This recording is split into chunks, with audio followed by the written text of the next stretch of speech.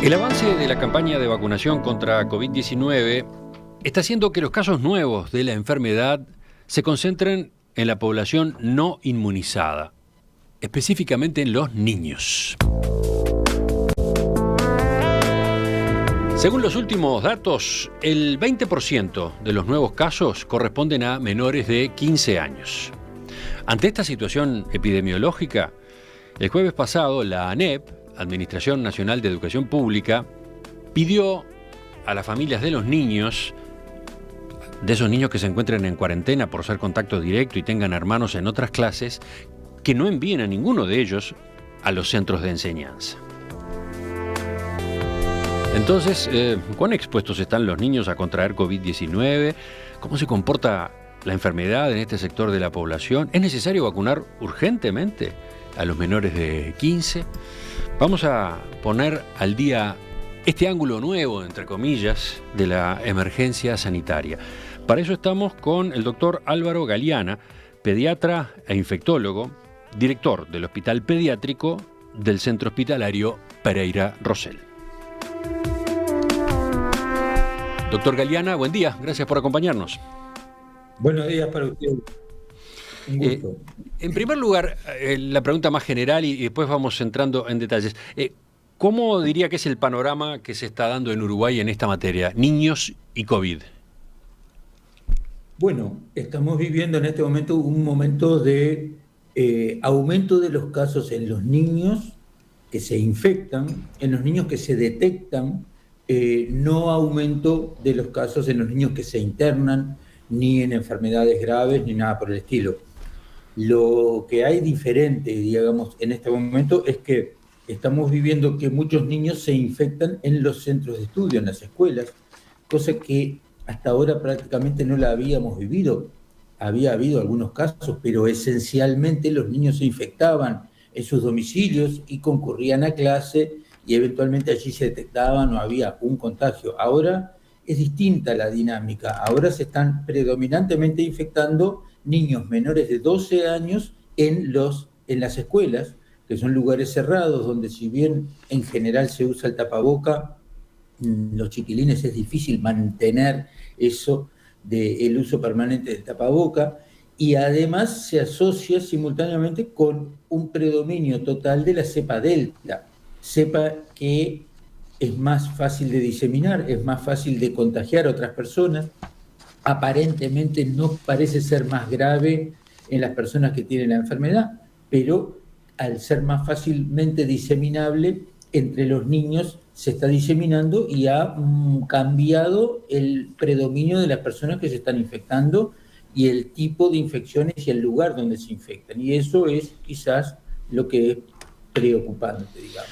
En una nota que se publicaba en el diario El País el viernes, se señalaba que hasta ese momento 20% de los casos de cada día correspondían a niños. Pero además se señalaba que ese porcentaje venía en ascenso. ¿Usted tiene otros números? ¿Tiene números más nuevos? No. Creo que hoy probablemente yo reciba algún número del Ministerio de Salud Pública, pero para saber el N absoluto de niños infectados. No lo tengo yo, pero es claro que fue subiendo en estos últimos 2 meses, digamos, fue paulatinamente ascendiendo. El porcentaje de niños menores era relativamente bajo antes y ahora es más alto. Tampoco nos llama mucho la atención porque exactamente esto es lo que hemos vivido y visto en otros países, en descripciones en otros países donde predomina la cepa delta. Entonces, en realidad lo constatamos, pero de alguna manera estábamos pensando que esto podía eventualmente ocurrir. Uh-huh. ¿Hay alguna diferencia por zonas del país o tipo de población? ¿Qué es lo que usted ha ido comprobando en estos días? Yo no lo tengo muy claro en números, pero creo que no. Los niños son universalmente susceptibles de infectarse, habitualmente se infectan y no tienen enfermedades severas o graves o requieran internación. No sé que haya una diferencia, digamos, en los aspectos socioeconómicos, culturales, que se haya vinculado con esto. Inicialmente en septiembre, tuvimos más casos en personas que venían de Miami y que habían aparecido algunos casos en escuelas, fundamentalmente en colegios privados. Hoy en día creo que esto ya no se está dando, están apareciendo en escuelas públicas y en escuelas privadas. Entonces me parece que no va por ahí, digamos, la diferencia. La pregunta siguiente podría ser, ¿y cuál es el problema, no? Me explico. Está claro que la aparición de casos de COVID en escuelas y colegios complica mucho la actividad porque, bueno, hay que mandar grupos de alumnos y docentes en cuarentena a sus casas, etcétera. Hay una distorsión del dictado de los cursos, del funcionamiento de las instituciones educativas. Ahora, si lo miramos desde el punto de vista de la enfermedad en sí, ¿cuál es entonces en este momento la inquietud? Y empecemos por la pregunta más elemental. Usted algo ya dijo. ¿De qué manera afecta COVID-19 a los niños? El COVID-19 es una enfermedad, por suerte, relativamente leve en los niños. Ajá. Y en general no produce enfermedad grave. Eso es globalmente, cuando uno dice de cada 100 niños, realmente son pocos los que requieren internación o los que requieran algo más preocupante. El problema con el COVID y los niños son dos. Primero, antes de que siga, ¿qué síntomas puede tener un niño que se contagia con COVID-19 entonces? Esencialmente son los mismos síntomas que el COVID en los adolescentes mayores y en adultos. O sea, esto es una infección de transmisión respiratoria que produce cefaleas, tos.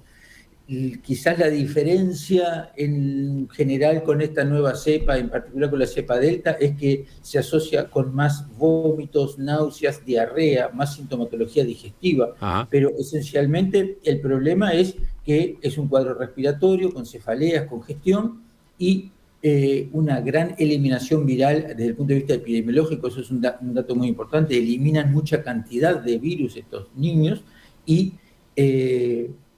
Perdón, general, ¿qué quiere decir eso de que eliminan una cantidad importante de virus? Diseminadores, o sea, la carga viral de las secreciones respiratorias de los niños es elevada con respecto a lo que pasaba antes con otras cepas, con otras variantes del virus. ¿Okay? O sea, las cargas virales son relativamente altas y eso es un efecto. Si bien los niños en principio se contagiaban menos, ahora con esta cepa aparentemente se contagian más.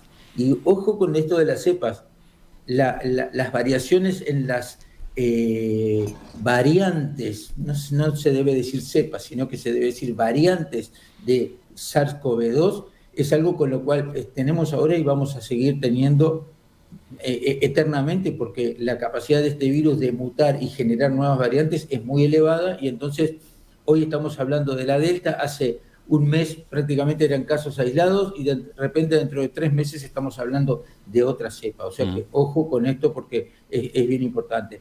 En sí mismo la enfermedad habitualmente en los niños es leve e incluso puede ser asintomática. Sin embargo, algunos casos de enfermedad pueden asociarse con infección respiratoria más severa y en particular los niños que tienen factores de riesgo como ser diabetes, enfermedad neurológica, enfermedades metabólicas en general, inmunodepresión en general, esos niños pueden hacer un COVID grave. Y eso no es un dato menor. El otro tema, el sobrepeso y la obesidad, es algo que se asocia con enfermedad COVID más severa en los niños. Entonces, por suerte... Entonces, por ahí están los problemas, entonces. Usted dice... Claro, por ahí están los problemas, por ahí está la respuesta a la pregunta que yo le hacía, ¿no? ¿Qué problema implica esto? Bueno, sí, usted señala, en general, los niños la pasan relativamente bien, pero dependiendo de cuál sea la situación de los niños, la cosa puede ser diferente, ¿no?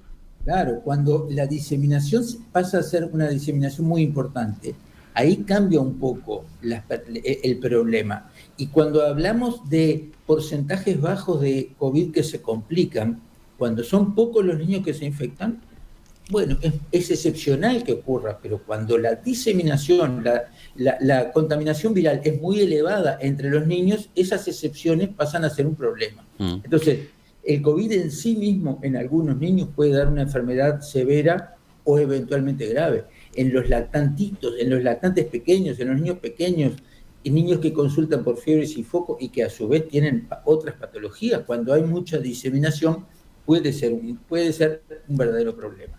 Eso en cuanto a la infección aguda por el COVID. Pero además, si bien es poco frecuente, los niños y adolescentes pueden tener lo que se llama el síndrome post-COVID, que es una manifestación inmunológica de respuesta inmunitaria excesiva a la enfermedad. Entonces, el niño transcurre su enfermedad, pasa más o menos bien, pero entre 10, 15 o 20 días posterior presenta un cuadro febril que se asocia con miocardiopatía, con compromiso cardíaco y compromiso multisistémico inflamatorio. Es lo que se llama síndrome inflamatorio multisistémico. O MIS-C, Multisystemic Inflammatory Syndrome, -C vinculado al COVID. MIS-C. Eso es la sigla en inglés, en español SIM-C si se quiere. Eso que es también relativamente poco frecuente, cuando la cantidad de niños que hay que se enferman es elevada, pasa a ser un hecho no despreciable. De esos hemos tenido internados niños en el hospital y en otros CTI, en el CTI del hospital y en otros CTI, niños graves con enfermedad inflamatoria multisistémica, que también inicialmente se describió como Kawasaki-like, una enfermedad de Kawasaki, que es una enfermedad de mecanismo inflamatorio grave, relativamente grave, pero no es que sea tan grave porque no haya tratamiento. Hay tratamiento, pero a veces es difícil de diagnosticar y requiere gamma globulina en dosis muy alta, corticoides en dosis muy alta, pacientes que se internan pueden tener cardiopatía vinculado o problemas cardíacos vinculados a la enfermedad. Eso también nos preocupa. Vuelvo a decir, es poco frecuente, pero cuando la cantidad de niños que tienen esta enfermedad es alta, esa poca frecuencia nos hace que ya la hemos vivido en los momentos de pico de la enfermedad. Ahora, yo personalmente no sé que haya ningún caso en este momento internado, pero es nuestro temor cuando ocurren mucha cantidad de casos en niños, porque es lo que puede pasar. Eso es. Usted ha dicho entonces que puede haber casos de internación e incluso internación en CTI por el síndrome post-COVID. Por el síndrome post-COVID, o sea, un niño que pasó el COVID relativamente bien. Eventualmente asintomático, y sin embargo queda con este otro problema que puede llegar a terminar en una internación.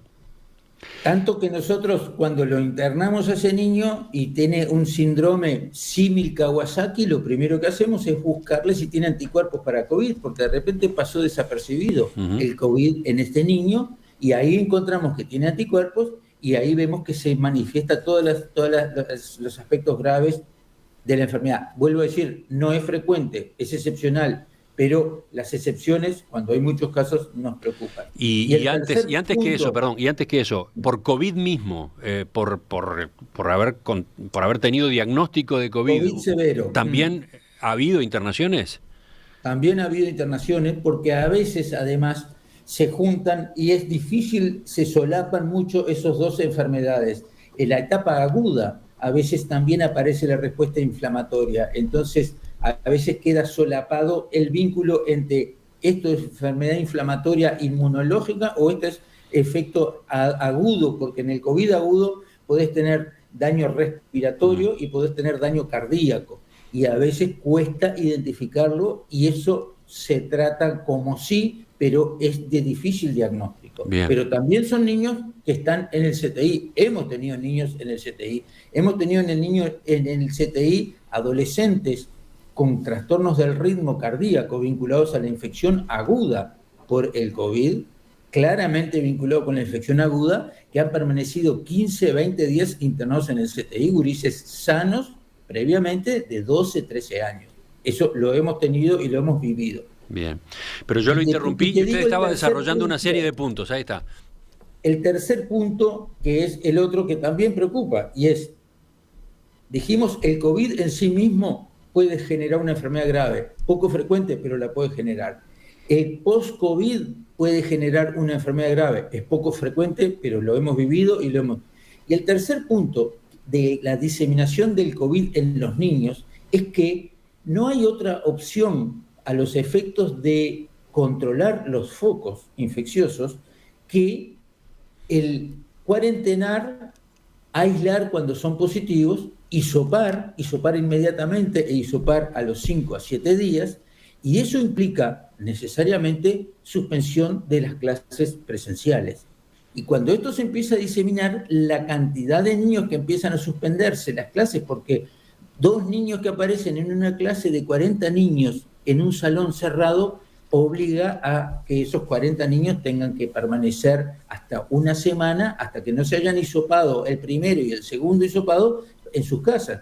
Entonces empieza a tergiversar y a generar toda una modificación en la dinámica del aprendizaje de los niños. Volvemos a tener niños que no concurren a clase, que quedan perdidos en sus casas, padres con problemas, madres con problemas, comunidad que sigue con circulación viral. O sea, esto genera un reservorio viral con circulación en la comunidad que es imparable. Entonces, ahí es que se nos debe plantear, en esos 3 puntos es que tenemos que pensar cuál es la perspectiva para seguir. Acá en el final usted estaba aludiendo a la posibilidad de que ese niño contagiado a su vez contagie eventualmente a mayores no vacunados o vacunados, ¿no? Porque claro, la vacuna no es garantía 100% de que la persona no se contagie, ¿no? No es bacán, no, exactamente. Y al abuelo que se vacunó, pero que ya pasó más meses y que pasó el tiempo.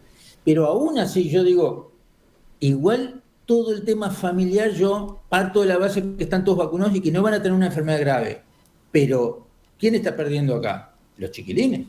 También están perdiendo los chiquilines porque dejan de ir a la escuela, dejan de tener, porque hoy es por un niño, pero mañana, dentro la semana, falto yo, el nene falta una semana y la semana que viene aparece otro niño o una maestra, son 2 semanas y así sucesivamente. Ese es un tema que también tenemos que tener presente porque ya hemos vivido lo que es la no presencialidad de los niños en las escuelas y los daños que genera para los niños. Entonces, daños directos, daños inmunes y daños en la comunidad que genera la diseminación y desde el punto de vista del país y de la sociedad en general, nos deja una circulación viral, un remanente de circulación viral al cual no le estamos entrando, que es un problema. Digo esto porque cuando se plantea la inmunización, no es que yo diga, eventualmente vamos a tener que vacunar para que a mí no me agarre el virus porque viene mi nieto. No, hay un remanente de circulación permanente que hoy es con la cepa Delta, pero ya hemos visto en qué poco tiempo hay una modificación, hay una mutación, este virus muta y pasamos a tener otras cepas que han mutado y que por ahora tenemos el beneficio de que estas cepas son cubiertas, los anticuerpos que generan las vacunas que estamos utilizando cubren a esta cepa, pero es algo que tenemos que estar con los ojos abiertos. Sabemos que por ahora es así, pero ojo lo que se puede venir. Eso es también algo que nos da un poquito de temor. Entonces, hasta ahora lo que yo sé es que lo mejor es que no haya circulación viral. Y para eso, lo que usted entiende y otros colegas suyos entienden es que hay que proceder a la vacunación, que la vacunación también debe abarcar a los niños. Y eventualmente vamos a tener que proceder a la vacunación. Yo creo que es una eventualidad claramente posible y parece más o menos lógica, en el entendido de que estamos viviendo una situación totalmente nueva, porque estamos viviendo una enfermedad nueva en la cual se ha creado una vacuna en tiempo récord que se está administrando a enormes cantidades de personas y eso históricamente nunca existió en la historia de la medicina, porque nunca hubo una enfermedad nueva que se vacunara todo. Y eso genera siempre el temor y los problemas de la seguridad de las vacunas. Y eso es el gran desafío que tenemos, lograr vacunar a toda la población del mundo, digamos, lo que tiene la medicina en general, ¿no? Lograr que esto se expanda y lograr una vacuna con buenos márgenes de seguridad para evitar que prospere la epidemia. Parece bastante claro. Ahora, con respecto a vacunación en niños, ¿qué experiencia se ha logrado acumular ya? ¿Qué pasa con los efectos adversos? ¿Cómo se hace el balance justamente entre beneficios y efectos adversos? Me gustaría que en la segunda parte de la entrevista nos detuviéramos en ese aspecto, porque ya entre los mensajes que veo de los oyentes ya aparecen una cantidad de preguntas o directamente objeciones, ¿no? Estamos con el doctor Álvaro Galeana, pediatra e infectólogo, director del Hospital Pediátrico del Centro Hospitalario Pereira Rosell. Doctor Galeana, sabe que mientras corría la pausa miraba mensajes de los oyentes y uno de ellos dice, no, ese cuento no, los niños a los adultos no los contagian. ¿Qué responde usted? Lo que sucede es que ha habido modificaciones con respecto a las variantes, y hoy en día sabemos que, primero que todo, los niños se contagian y, segundo, contagian a otras personas, y en particular la variante Delta, que tiene una eliminación de una elevada carga viral en las secreciones respiratorias de los niños. Quizás un bebito chiquito no contagia a un adulto, pero en general los niños, en particular los niños escolares, y cuanto más grandes son, más se parecen y se comportan exactamente igual que los adolescentes y los adultos. Así que ese es un concepto erróneo, y en particular es erróneo con la variante Delta. Me gustaría entonces que ahora habláramos de vacunación sí, vacunación no. Y para eso voy a sumar a la conversación a una colega suya que sin duda usted conoce, la doctora María Catalina Pires, profesora del Departamento de Pediatría en la Clínica Pediátrica de la Facultad de Medicina de la Universidad de la República, presidenta de la Comisión Honoraria para la Lucha Antituberculosa. Doctora Pires, buen día. Buenos días, un gusto. Sí, veía en las notas del fin de semana que usted participó el viernes en la 20ª edición de la Jornada Científico-Académica de la Cátedra de Enfermedades Infecciosas del Hospital de Clínicas, y allí expuso sobre vacunación contra COVID en niños y adolescentes, justamente. Sí, exacto. Entonces, bueno, quiero que entre los dos, con usted y con el doctor Galeana, veamos este aspecto, ¿no? Ya no le planteo a usted la pregunta, pero por supuesto me interesan los comentarios del doctor Galeana también. ¿Qué experiencia hay en cuanto a vacunación de niños contra COVID-19? Ahí está. Nosotros, la experiencia que en este momento hay alrededor de 8 países en el mundo que están vacunando a niños entre 5 y 11 años, entre 3 y 11 años. O sea que la experiencia en niños va surgiendo datos. Y le digo que otros datos hay. Y después nosotros tenemos una fuerte experiencia de vacunación adolescentes, entre 12 y 15 años. La tiene el mundo y la tiene Uruguay. Porque esto va tan acelerado que en junio teníamos como esa inquietud. Primero si se iban a vacunar ese grupo etario, si iban a aceptar la vacunación, y luego el tema de los efectos adversos. Uh-huh. Y bueno, y con los datos de que producían buenos anticuerpos, de que había una eficacia adecuada y que eran vacunas seguras, se vacunó, y verdaderamente no hay ningún organismo científico que no esté de acuerdo en que los beneficios de la vacunación en ese grupo etario superaron ampliamente lo que pueden ser los potenciales riesgos. Usted está hablando allí de la experiencia en Uruguay con adolescentes, digamos, ¿no? La experiencia en Uruguay con adolescentes es buena porque alrededor del 80% de ese grupo, más del 80% de ese grupo entre 12 y 15 tiene una dosis, y 75, 76 tiene 2 dosis. O sea que son más de como 500.000 dosis. Y si vamos a edades más tempranas, si vamos a niños concretamente, en el mundo, ¿qué se sabe? Y para empezar, ¿con qué vacuna se ha inoculado a esa población? El primer país que comenzó fue China, en un estudio de fase 1-2. Ahora, como todos podemos hablar de vacunas, felizmente, nos estará de acuerdo el doctor Galeana que, bueno, es un tema que todos manejamos mejor, pero bueno, cuando se hacen los ensayos 1 y 2, se ve que producen anticuerpos y son seguras. Y bueno, y ellos llevan vacunando como 40 millones de niños. Con las vacunas justamente chinas, con Sinovac, por ejemplo. Con Sinopharm, mucho es con Sinopharm, que es semejante, un virus inactivado, semejante a Sinovac, que es con la que empezó Chile. O ellos vacunan o con Sinovac o con Sinopharm. Y lo cierto es que cuando uno quiere buscar en la bibliografía si están publicados los ensayos de fase 3, es decir, la eficacia, eso no está. Lo que sí es que uno puede extrapolar y decir, bueno, hubo buena experiencia y entonces lo utilizaron. Lo que uno tiene que tener en cuenta hoy día para cualquier decisión que tome, bueno, hay muchos países, Argentina, Ecuador, El Salvador, están utilizando ese tipo de vacunas, Chile, Cuba está utilizando vacunas proteicas, Israel está utilizando ARN mensajero para población de riesgo, Argentina una vacuna virus inactivado, la de Sinopharm, para este grupo, pero lo que uno tiene que tener en cuenta cuando empieza a pensar en esto, en que son los susceptibles, son los que van a enfermar, son el problema que todos los países que han superado la vacunación de adultos o la están transitando exitosamente, es que sean útiles para la variante Delta.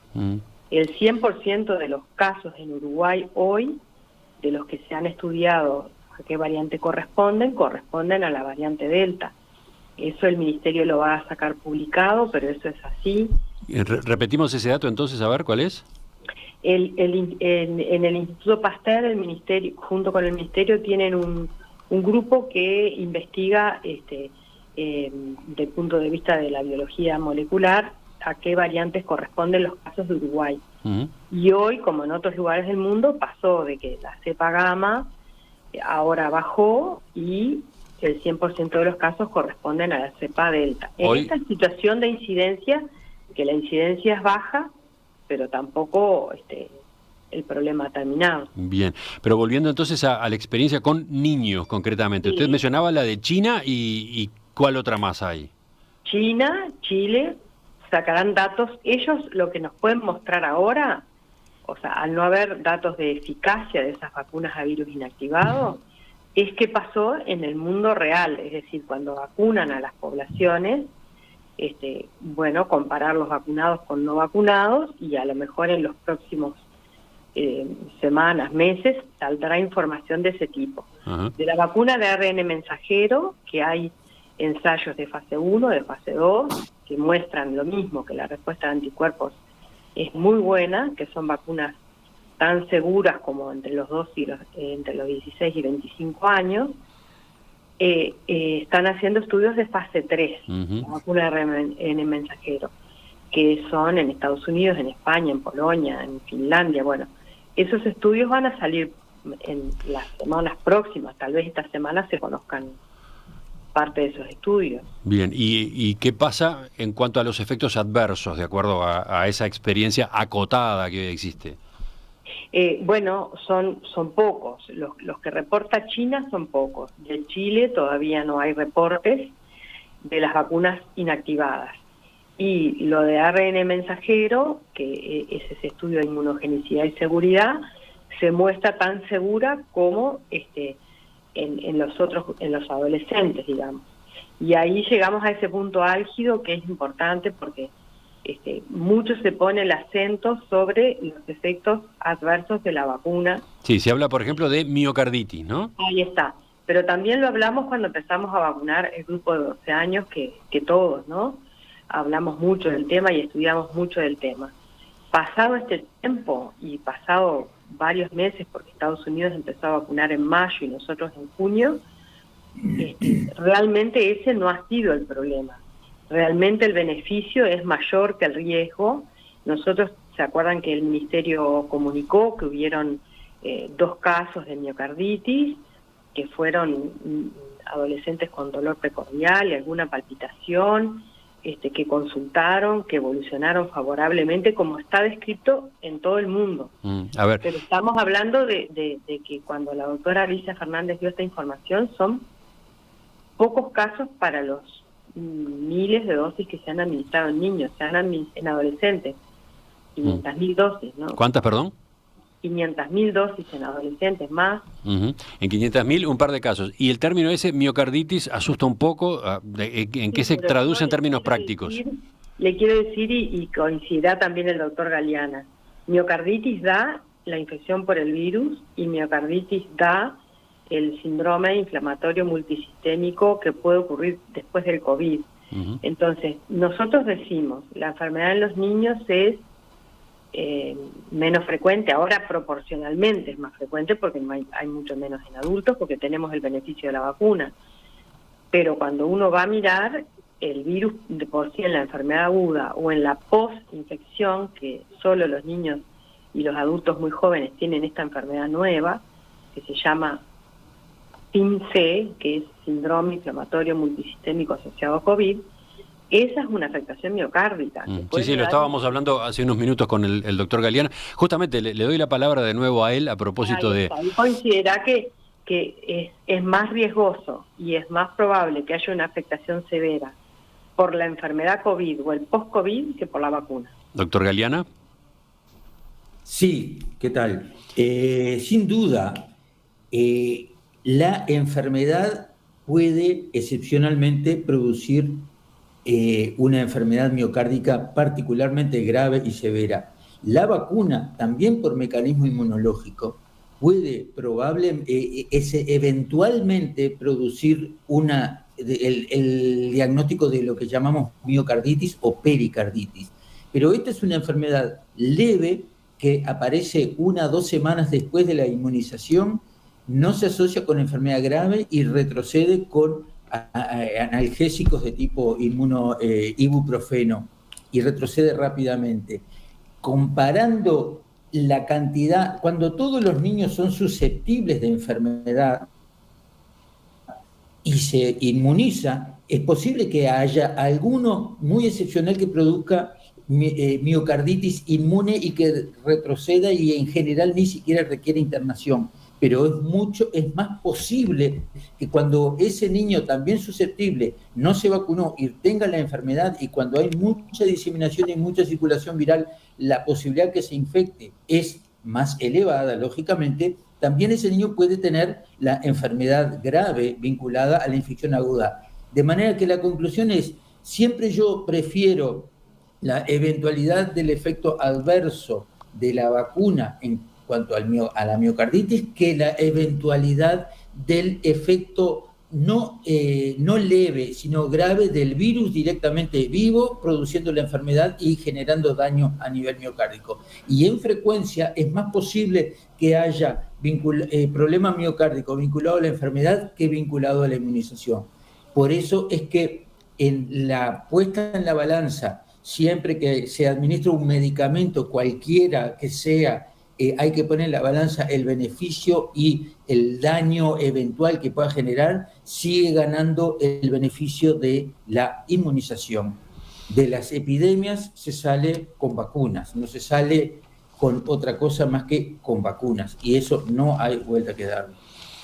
Doctora Pires, entonces para ir terminando, ¿en qué estado se encuentra en Uruguay la discusión sobre si vacunar o no a niños contra COVID-19? Usted está en la Comisión Honoraria de Lucha Antituberculosa, sí. Supongo que sigue de cerca, sí. digamos, ese análisis a nivel del gobierno.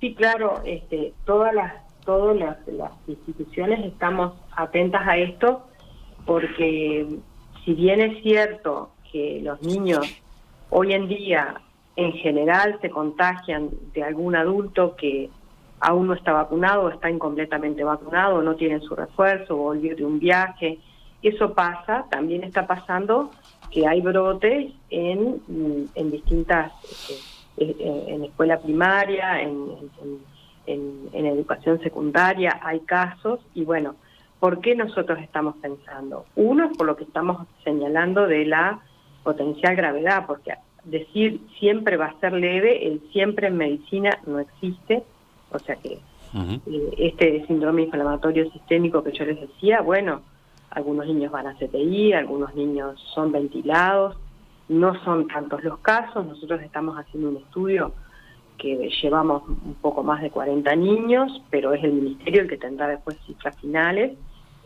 pero afecta a escolares. Entonces, por un lado eso, pero por otro lado nos preocupa el que los niños también en el Uruguay, que es un país privilegiado en esto, porque seguramente somos pequeños y podemos tener un número de vacunas para toda la población, quieren tener un fluir de su vida más normal como a la que estamos accediendo los adultos vacunados, ¿verdad? O sea, que ellos puedan su actividad educativa, recreativa, el campamento, el verano, en otras condiciones. Entonces, estamos siguiendo de cerca el tema y estamos atentos a toda la información que pueda venir. Pero concretamente la pregunta es, ¿se vacunaría antes del final de cursos o quedaría más bien No, para el verano, pensando en la actividad lectiva del año que viene? Ya depende de la comisión asesora y la celeridad con que la información llegue, que uno supone que entre esta semana y la que viene, por lo que se dice, va a haber información de algunas agencias, y de la de Estados Unidos probablemente ahora, esta semana. De la Unión Europea en noviembre es que van a analizar la situación. Y bueno, se irán tomando las decisiones de la misma forma que se incorporaron todas las vacunas en el Uruguay, pero es deseable que, así como nos pasó a los adultos, no sé, en nuestro pensamiento está que sería deseable que antes del comienzo de las clases, que es lo que aglomera más a los niños, puedan vacunarse, pero si no, lo antes posible que haya tomado una decisión por parte del Ministerio y obviamente que haya vacunas, ¿no? Para ellos. Pero podría ocurrir, o sería conveniente que ocurriera ahora, por ejemplo, no sé, en noviembre, ya estamos casi en noviembre, ¿no? Claro, si el gobierno tomara la decisión, antes los va a encontrar en una situación, o sea, es la misma situación de los adultos. Los adultos que nos vacunamos adquirimos una seguridad en nuestra movilidad que no la teníamos antes de vacunarnos y no nos enfermamos. Entonces, o es excepcional que un vacunado se enferme. Doctor Galeana, lo escucho usted para terminar con sus comentarios. Sí, yo creo que en nuestro país ha optado por una vacuna que es la vacuna Pfizer, ARN mensajero, que ha tenido una historia muy buena en la evolución de esta pandemia en cuanto a generar anticuerpos en óptimos niveles de calidad, o por lo menos la mejor, creo yo, que ha sido, y muy buenos márgenes de seguridad cuando las comparamos con las otras, si bien hay otras que tienen buena experiencia, como ha sido Sinovac o Sinopharm, que parece que están marchando bien. De todos modos, en nuestro país el planteo por ahora parecería ser que la vacuna que va llevando más puntos a su favor es la vacuna Pfizer. De manera que todavía no hay una autorización a nivel internacional y yo no sé si en países como Israel se está administrando ya en forma sistemática a menores de 12 años. De manera que estamos empezando noviembre, no parece ser noviembre ahora el momento para salir en forma urgente a vacunar, porque ya estamos terminando las clases, ya las actividades de los chiquilines pueden ser en áreas más abiertas, en áreas mejor ventiladas y en áreas y pueden ser afuera, lo que él no pasaba en junio y en julio. Entonces, creo que no tenemos todavía información de organismos internacionales. Probablemente mañana la FDA, el 26 de octubre, había dicho que probablemente saliera alguna información de la FDA en cuanto a la aprobación o no de las vacunas de Pfizer para niños menores de 12 años. Yo me lo planteo quizás más como una perspectiva del año que viene, previo al inicio de las clases, como una forma de retomar, en tanto la cepa que siga predominando, o la variante de SARS-CoV-2 que siga predominando en nuestro país, sea esta o una variante en la cual haya confirmación de que los anticuerpos la protegen de la infección. Porque vuelvo a decir, este es un virus muy variable, en 2 meses tuvimos una variación de la P1 a la cepa Delta, de pasar de ser 5% a ser 100%, no sabemos, yo no sé lo que va a pasar en enero, febrero, marzo, pero si lo que sigue predominando es circulación viral entre niños con una Delta, que es la que predomina en un 100%, parece planteable la inmunización en niños menores de 12 años con esta vacuna. Veremos un poco con el paso del tiempo si se aprueba, hay un cambio en la dosis que se administra, hay una serie de cambios en la dinámica de cómo administrar esta vacuna, pero bueno, lo veremos como para más adelante. Doctor Álvaro Galeana, director del Hospital Pediátrico del Centro Hospitalario Pereira Rosell, ex integrante del GACH, Grupo Asesor Científico Honorario, le agradezco su participación esta mañana. Doctora Catalina Pires, pediatra, presidenta además de la Comisión Honoraria para la Lucha Antituberculosa, también a usted. No sé si le quedó algún apunte extra. El apunte extra son dos cosas que hay que aprovechar en estos momentos. Una es esa. Es cierto que tenemos información de cuáles son las vacunas que responden mejor a la variante Delta, y es cierto que es la de ARN mensajero, y uno está atento a buscar la información, por ejemplo, de los países que la estén utilizando. Eso va a ser así. O sea que el flujo de información es bueno, y esta epidemia ha sido así. Y lo otro a decir en relación a las vacunas, que no puedo dejar de decirlo, es que el Ministerio, las sociedades científicas, los pediatras en general, estamos preocupados porque la vacunación de los niños está retrasada, la vacunación normal. Y entre el volver a la vida normal implica que las personas tienen más contacto y volvieron las enfermedades un tanto habituales. Uh-huh. Y sabemos que tenemos niños pequeños y niños de 5 años y de 12 años con sus esquemas atrasados, al igual que embarazadas o poblaciones con situaciones especiales. O sea que pedirles que miren su certificado de esquema de vacunación, como lo han pedido el Ministerio, y concurran a cualquier centro a vacunarse. Claro, ahí usted está hablando de las otras vacunas, digamos. De las otras vacunas. Ahí está. Que lo sabemos a ciencia cierta de que tenemos problemas a solucionar importantes. Ahora sí, entonces, muy amable también a los dos, el reconocimiento por la participación esta mañana. Volvemos a conversar en cualquier momento. Bueno, muchas gracias, muy amable. Hasta pronto. Chau,